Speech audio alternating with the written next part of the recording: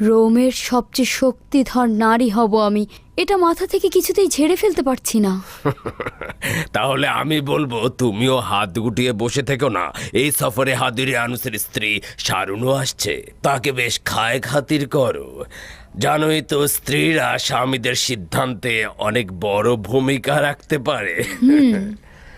যদিও তাকে আমার বিশেষ একটা পছন্দ নয়, তবে প্রস্তাবটি বেশ ভালো। হ্যাঁ, নিশ্চিন্ত থাকুন, পালন করা হবে।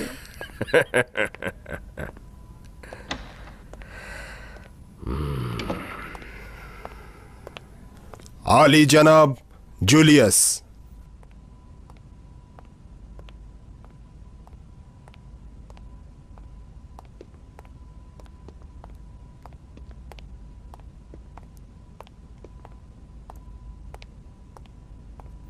দরুদ আলী জনাব ডিওক্লেটিয়ানুস। দরুদ জুলিয়াস, কোনো খবর আছে কি?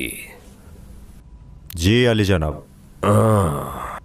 আদুনিয়া পালিয়ে গিয়েছে আলী জনাব, আর তাকে পালাতে কে একজন সাহায্য করেছে।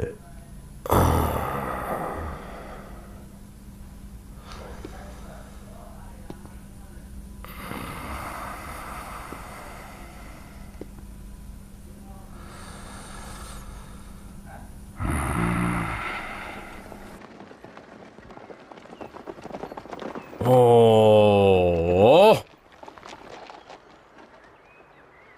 এখন নিশ্চিন্ত থাকুন জনাব আদুনিয়া।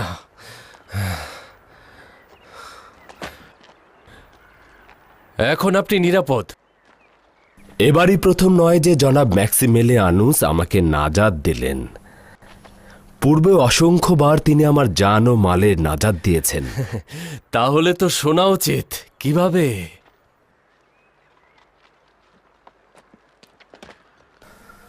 আমি হজরত ঈসা মসিহের দিনের তাবলিগকারী ছিলাম এবং তাদের দিন আমি প্রচার করে বেড়াতাম। একদা রোমের সৈন্যবাহিনী আমাকে দিন প্রচার করা অবস্থায় গ্রেফতার করলেন।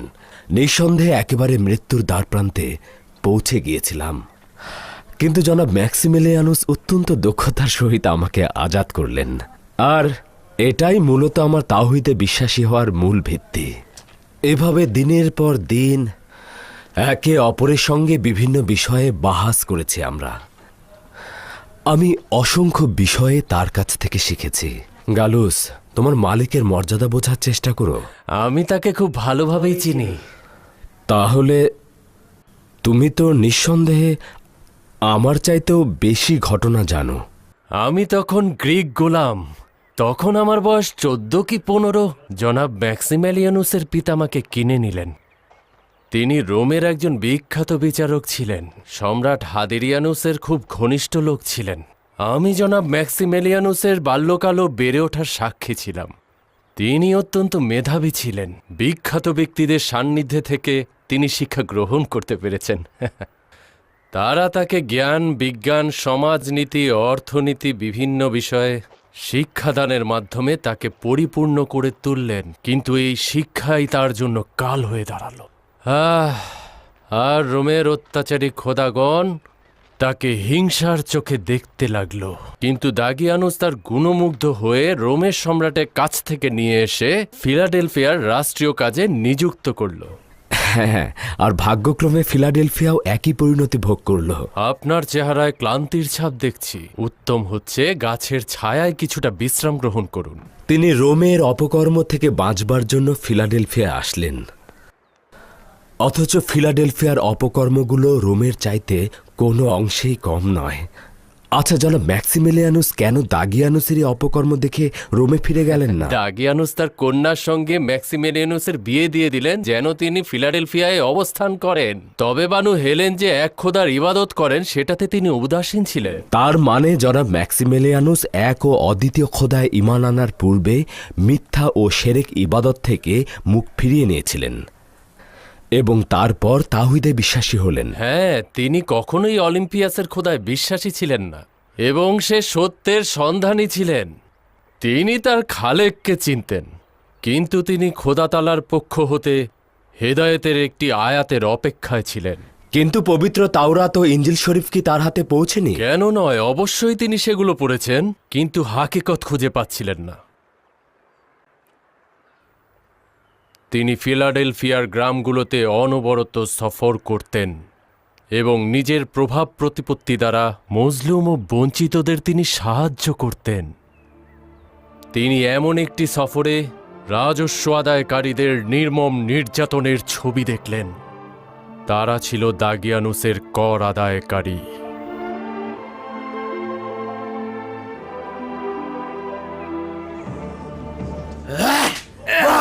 মুদ্রাগুলো কোথায় বল, বল।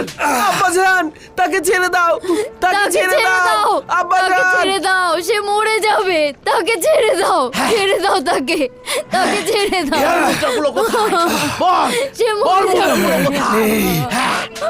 সে মরে যাবে। ছেড়ে দাও, মুদ্রাগুলো কোথায় বল। আসলেই নেই, থাকলেও জানের চেয়ে প্রিয় হতো না। তাকে ছেড়ে দাও।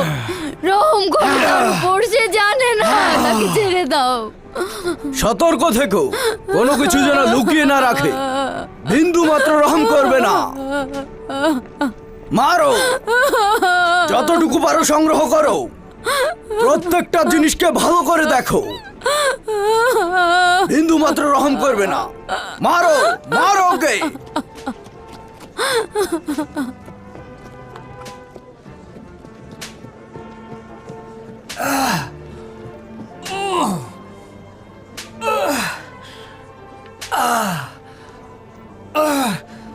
এখানে কি হচ্ছে? আমরা রাষ্ট্রের পক্ষ থেকে কর আদায় করছি, আর এই লোকটি কর দিতে চাইছে না। দিতে চাইছে না নাকি ওর কাছে নেই? এটা আমাদের দেখার বিষয় নয়। আমরা কর আদায় করতে চাইছি, এসব অক্ষমদের সাহায্য করতে আসিনি। হ্যাঁ,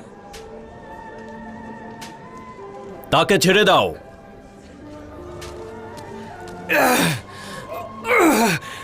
বন্ধ করো।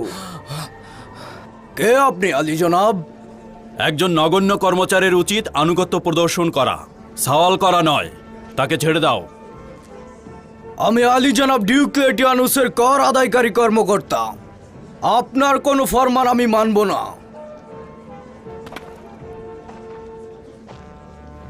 তোমার সঙ্গে আসলে ভিন্ন ভাষায় কথা বলা উচিত। দেখে মনে হচ্ছে আপনি খুব কোমল স্বভাবের লোক আলী জনাব।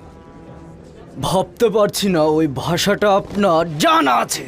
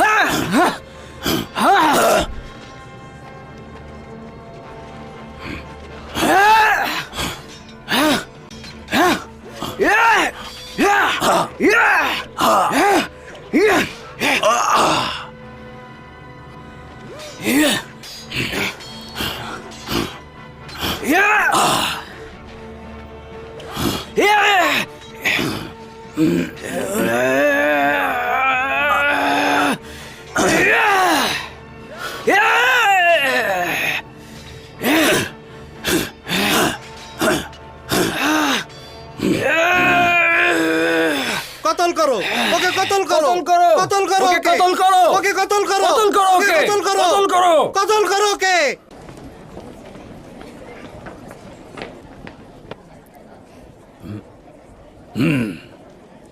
আচ্ছা ঠিক আছে, তোমার সাহায্যকারীদের এখান থেকে নিয়ে যাও। আলী জনাব, খেয়াল করুন। আলী জনাব, আলী জনাব, আলী জনাব, খোদা তোমার কাছে পানা চাইছি। তোদের ওপর লানত। তিনি ডিউক্লেটিয়ানুসের জামাতা ম্যাক্সিমালিয়ানুস। চলো তাড়াতাড়ি, চলে আসো, চলে আসো সবাই।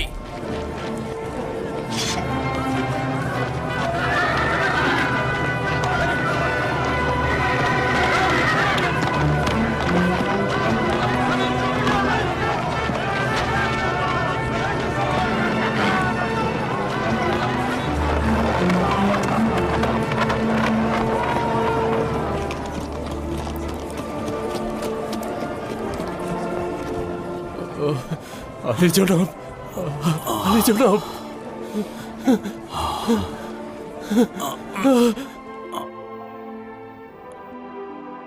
জনাব ম্যাক্সিম্যালিয়ানুসের সঙ্গে তাহুদে বিশ্বাসী ও খোদার নূরে আলোকিত এই বৃদ্ধের পরিচয় এখান থেকেই।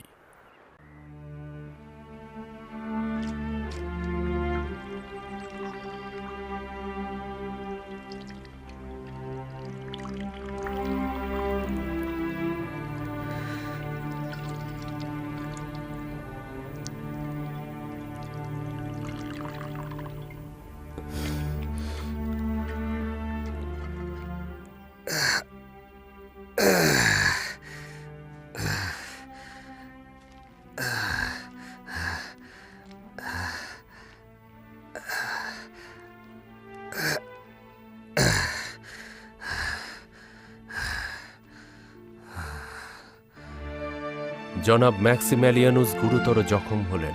ওই বৃদ্ধ ঘটনার জন্য নিজেকে অপরাধী ভাবলেন। মনে প্রাণে তিনি এর প্রতিদান দিতে চাইলেন। জনাব ম্যাক্সিমিলিয়ানুসকে আহত অবস্থায় ওই বৃদ্ধের বাড়িতে নিয়ে যাওয়া হলো। ওই বৃদ্ধ তার দক্ষতা ও অভিজ্ঞতা দিয়ে তাকে সারিয়ে তুলতে লাগলেন।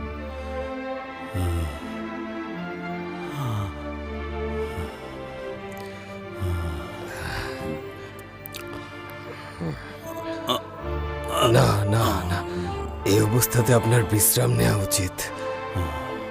এখন আপনার চলাফেরা করা বিপজ্জনক। গালুস, জি জনাব, আমি এখানেই আছি। আমার অনুপস্থিতি হেলেনকে চিন্তিত করবে। আলী জনাব, আপনি চিন্তা করবেন না। আমি শহরে গিয়ে তাকে আপনার খবর দেব। আপনি বিশ্রাম নিন। ডেলমিখা ও ইউভানিসকে বলবে পরিস্থিতি যেন খেয়াল রাখে। যদি ডিওক্লেটিয়ানুস সাহল করে যেন বলে রাষ্ট্রীয় কাজে কিছুদিন শহরের বাইরে আছি। আদেশ শিরোধার্য, চিন্তা করবেন না। আমি খুব দ্রুতই ফিরে আসব। আপনি আলী জনাবের দিকে খেয়াল রাখবেন। এভাবেই জনাব ম্যাক্সিমিলিয়ানুস তাহুদে বিশ্বাসী খোদার আউলিয়ার সঙ্গে পরিচয় হল।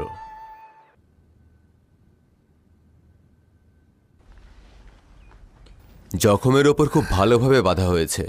আমাকে ক্ষমা করবেন, আমার পক্ষে এর থেকে বেশি কিছু করা সম্ভব হয়নি। না, অত্যন্ত ভালো চিকিৎসা দিয়েছ। শিখলে কিভাবে?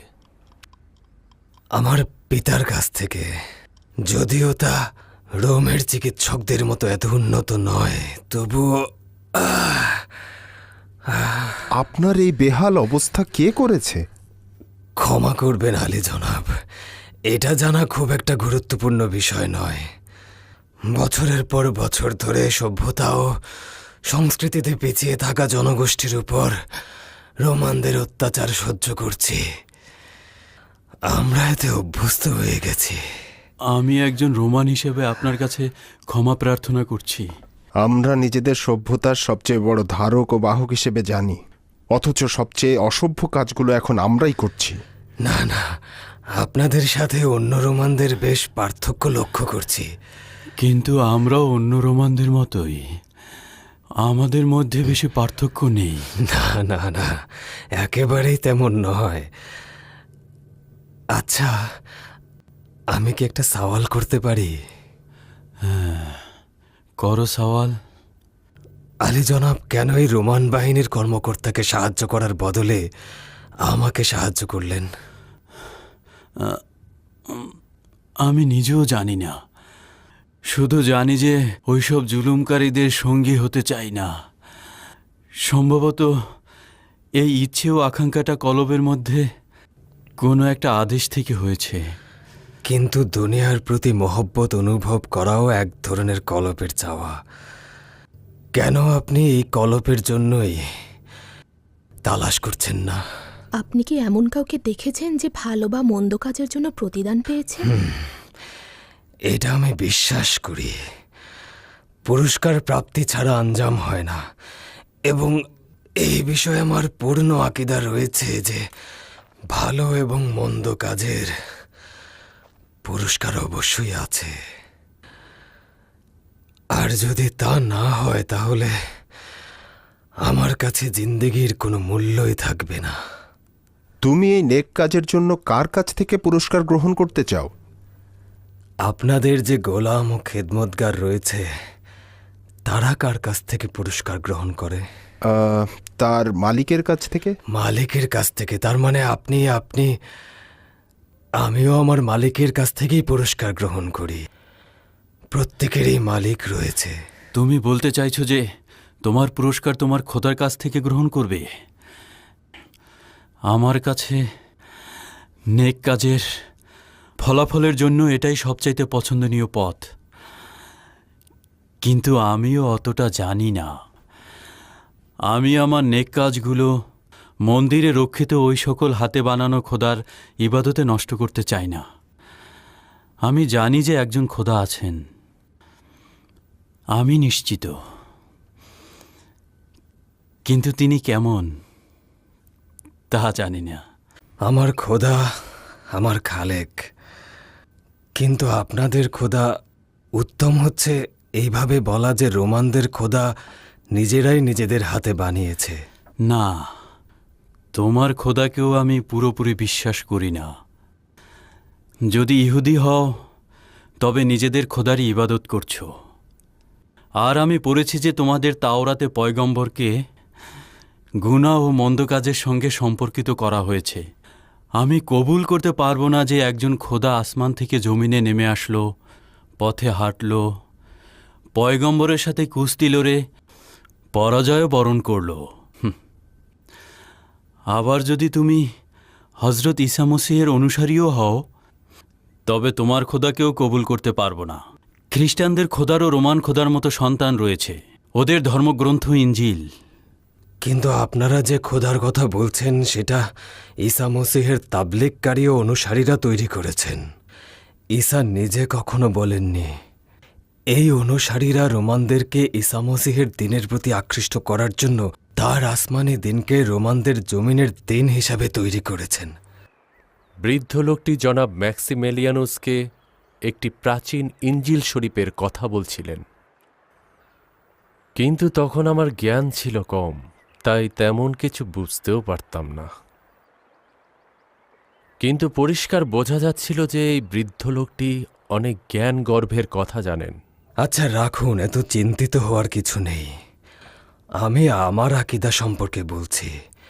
আমি হজরত ঈসা মসীহের একজন অনুসারী। আমার পয়গম্বর হজরত ঈসা মসীহ, আর কিছু নয়। তার মানে হচ্ছে ইহুদি ও হজরত ঈসার অনুসারীদের মধ্যে পার্থক্য রয়েছে? হজরত ঈসার খোদা এবং অন্যান্য সকল নবীদের খোদা তিনি এক এবং অদ্বিতীয়। এর বাইরে যা কিছু আছে সবকিছুই আমাদের নিজেদের জেহেনের বানানো ভিত্তিহীন গল্প। তুমি এসব কথা কি নিজে থেকে বলছো নাকি তোমার কাছে এর কোনো দলিল আছে? অসংখ্য দলিল রয়েছে, তবে সবথেকে উত্তম দলিল হচ্ছে লিখিত গ্রন্থ, যাকে আমি আমার জানের চাইতেও ভালোবাসি। আমি কি এটা দেখতে পারি? হ্যাঁ, অবশ্যই, কেন নয়।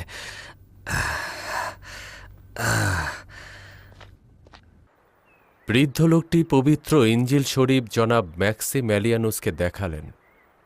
তিনি সেটি শেষ না করা পর্যন্ত থামলেন না।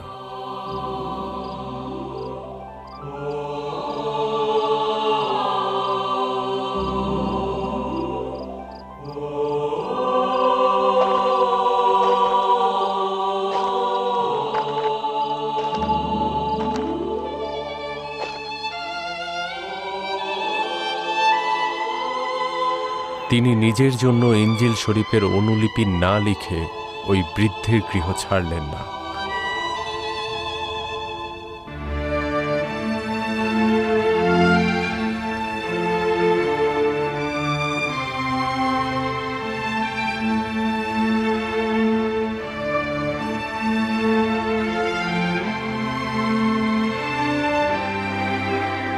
ওই ঘটনা ও পবিত্র গ্রন্থটি জনাব ম্যাক্সিমেলিয়ানুসকে হজরত ঈসা মসীহের দিনের দিকে ধাবিত করল এবং তার সাথে আমাকেও ওই পথে নিয়ে এলেন। গালুস, জনাব ম্যাক্সিমেলিয়ানুস সত্যিকার অর্থে মহান খোদাতালার একজন সাধক পুরুষ।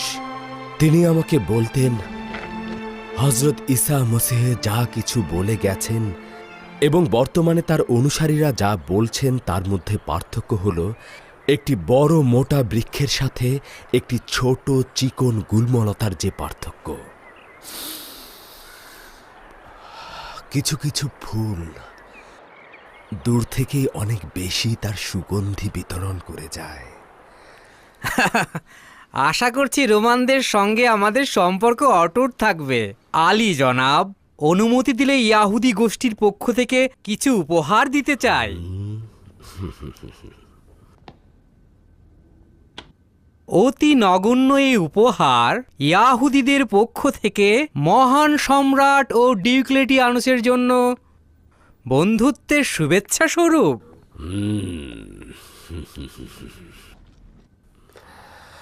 আমি এই মহামূল্যবান হাদিয়াকে বন্ধুত্বের নিদর্শন হিসেবে কবুল করলাম। জেরুজালেমের রোমের খোদা ও ইয়াহুদি গোষ্ঠীর মধ্যে যে সন্ধি হতে চলেছে তাতে আমাদের করণীয় হচ্ছে মহামান্য শাসকের সহযোগিতা করা এবং মহান সম্রাটের আগমনের সময় লাল গালিচা সংবর্ধনায় আমাদেরও অংশগ্রহণ করা। মহান সম্রাটেরও এরকমই আশা, আর আমাদেরও ইচ্ছে হচ্ছে পরস্পরের সহিত হাতে হাত রেখে কাঁধে কাঁধ মিলিয়ে ব্যবসা বাণিজ্য সহ নানা রকম কর্মকাণ্ডের সম্প্রসারণ ঘটানো। আর হাকিকত হচ্ছে মহান রোমান সম্রাটেরও আকাঙ্ক্ষা মানুষের সুখ শান্তি সমৃদ্ধি বজায় রাখা।